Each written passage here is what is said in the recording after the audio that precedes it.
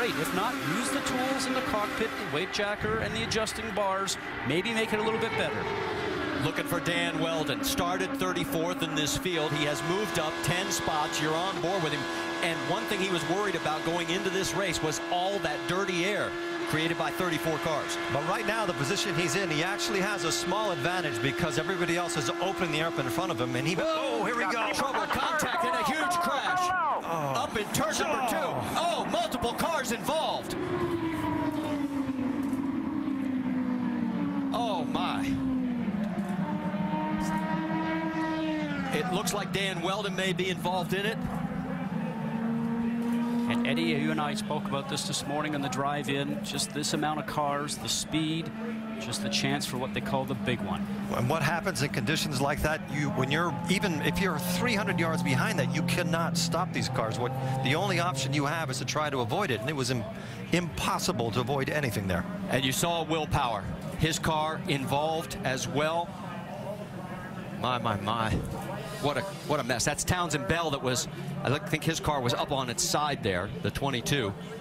15 there of Jay Howard. An additional entry, excuse me, is that the 19 or 15? I can't see with the sun shining there. Some of the car is broken. They're showing that as Alex Lloyd, the 19. It is the 15 of Jay Howard. Yes. One of the cars actually flew for about 200 yards in the air. Red flag is out here at Las Vegas Motor Speedway on lap number 12. And from high above, you can see the carnage. We talk about the car going through the air. Eddie, you know that these cars run so low down to the ground. We mentioned before, we saw them hitting the ground and sparking, that anything underneath the car, underneath the floor, underneath the tub, really just gets the air underneath the car itself, and up it will go. We saw J.R. Hildebrand out of his car. There is Dario Franchitti. Somehow he managed to get through the carnage, but Sure, guys, I mean, there's just nothing I can do. Will Power did not. 10-4.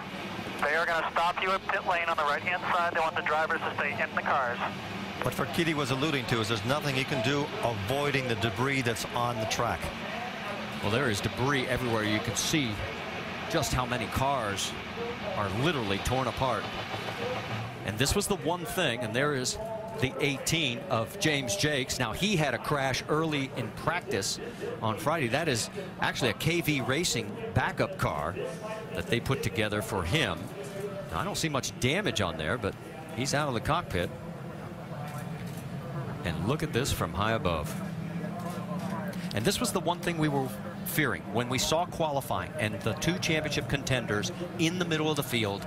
A big crash like this early in the race. What happens in accidents like this is that a single mistake by anybody, which might be dirty air, could be anything, multiplies itself so fast that you start accumulating cars. There's no way that you can control what happens. Once you start spinning at those speeds, it's impossible.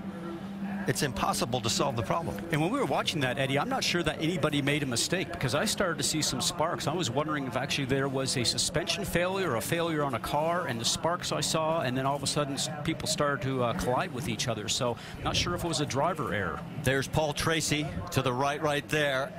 We're going to sort this out. We know at least 8 cars are involved, maybe more.